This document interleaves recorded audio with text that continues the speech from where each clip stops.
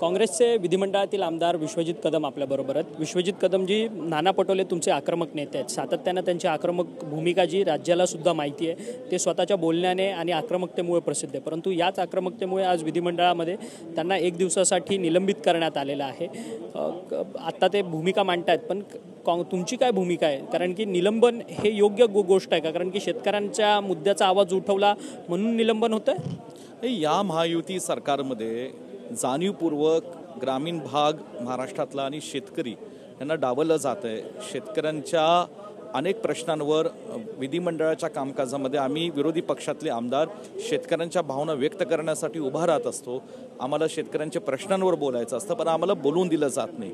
आणि गंभीर बाब अशी आहे की या राज्याचे कृषी मंत्री आदरणीय माणिकराव कोकाटे जी असतील किंवा सन्माननीय आमच्या सभागृहाचे सदस्य बबनराव लोणीकर जे असतील, अशा दोन ज्येष्ठ सदस्यांनी ज्या पद्धतीने शेतकऱ्यांच्या बाबतीतलं अत्यंत विचित्र घाणेरडं वक्तव्य केलं, ज्या पद्धतीने शेतकऱ्यांचा अपमान केला, आज त्याच संदर्भात आदरणीय नाना पटोले साहेब हे सभागृहामध्ये आज सरकारला या ठिकाणी सांगत होते की जबाबदार एक मंत्री आणि जबाबदार एक आमदार सत्ताधारी पक्षाच्या असं वक्तव्य त्यांनी करणं, शेतकऱ्यांचा अपमान करणं, शेतकऱ्यांना दुखवणं हे योग्य आहे का?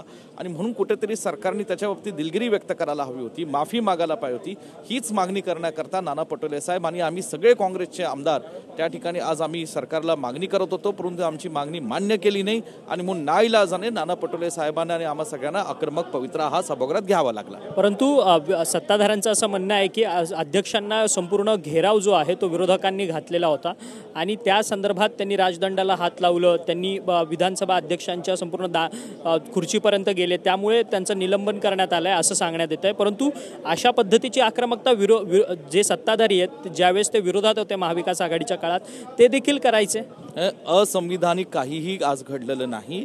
मूळ प्रश्न असा आहे की ज्यावेळेस भाजप आणि जे काही आता सत्ताधारी पक्षातले लोक आहेत हे ज्या विरोधी पक्षाच्या बाकार होते, ह्यांनी काय काय गोष्टी केलेल्या आहेत, विधिमंडळाचा काय व्हिडिओ टेपिंगचा सगळा रेकॉर्ड काढावा, किती आक्रमकपणा, किती या ठिकाणी अरे रावीची भाषा सभागृहाच्या पटलावर ह्यांनी या ठिकाणी दुर्दैवी वापरलेली आहे। आणि म्हणून या ठिकाणी असं मला वाटतं आज आम्ही शेतकऱ्यांसाठी लढत होतो। शेतकऱ्यांचा जो अपमान झाला, शेतकऱ्यांना जे वक्तव्य घाणेरडं केलं गेलं त्याच्या विरोधात आज आम्ही आवाज उठवत होतो, पण सरकारला ते बघवलं नाही आणि सरकारला लक्षात आलं की शेतकऱ्यांसाठी लढणारे हे जे काही विरोधी पक्षातले आमदार आहेत कुठेतरी त्यांना लगेच दाबलं पाहिजे आणि म्हणून आज यांनी अशी कारवाई करून टाकली। विश्वजित कदमजी, सांगली जिल्ह्यामधलं तुम्ही नेतृत्व आहात, तर जरी संपूर्ण राज्याचं नेतृत्व करताय, सांगली जिल्ह्यातलं तुम्ही खास करून नेते आहात, जिल्ह्यामध्ये चालू काय नक्की? कारण की एक एक जण तुमचा काँग्रेसचा व्यक्ती भाजपमध्ये जाताना पाहायला मिळतो। जयश्री पाटलांचा भाजपमध्ये पक्षप्रवेश झाला, त्यावरती विशाल पाटील म्हणतात आहेत की आमचं कुटुंब फोडलं गेलं म्हणून। हे बघा, जयश्री ताई ह्या एक महिला म्हणून आणि शहराच्या नेत्या म्हणून आम्हाला त्यांच्या बाबतीत आदर होताच, तो आहे।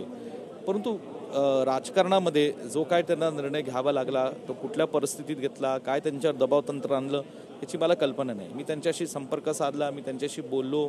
जे सांगली विधानसभेचं हे राजकारणाचा जरा ते किचकट विषय होता, याचा इतिहास हा विधानसभेच्या तिकीट वाटपाच्या वेळेस काँग्रेस पक्षश्रेष्ठींना हा चांगला ठाऊक आहे। सांगली विधानसभा मतदारसंघातल्या क्षेत्रातल्या जनतेला चांगला ठाऊक आहे आणि म्हणून त्यांना वाटलं असेल की माझ्यावर अन्याय झाला म्हणून, आणि म्हणून त्यांनी ही भूमिका घेतली असेल।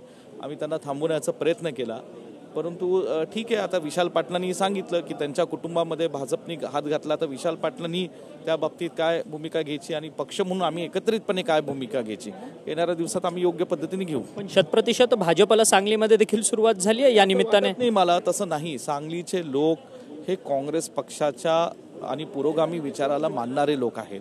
हा ठीक आहे, इलेक्शनमध्ये काही प्रसंग काही गोष्टी घडत असतात, कुणाची तरी हार होती, कुणाची तरी जीत होती, ती प्रासंगिक असते। कारण निवडणुकीच्या काळात काय काय घडतं, कसा काही गोष्टीचा सत्तेचा गैरवापर सत्ताधारी पक्षांनी केला हे महाराष्ट्राला चांगलं माहिती आहे। परंतु या ठिकाणी येणाऱ्या दिवसात सांगलीचा हा बालेकिल्ला निश्चितपणे आम्ही शाबूत ठेवू, मजबूत ठेवू, असं या ठिकाणी निश्चितपणे मला सांगायचं। धन्यवाद, तुम्ही आमच्याशी बातचीत केली। विश्वजित कदम होते, जे काँग्रेसचे विधिमंडळातले सदस्य आहेत। त्यांचं असं म्हणणं आहे की सांगली हा पुरोगामी विचारांचा जिल्हा आहे, त्यामुळे सांगलीमध्ये काँग्रेस विचारधारा जी आहे ती कायमपणे टिकून राहील असं मत जे आहे ते विश्वजित कदम यांनी आपल्याशी बोलताना व्यक्त केलं। व्हिडिओ जर्नलिस्ट योगेश गुरवसह अक्षय मंकणे, TV9 मराठी, मुंबई।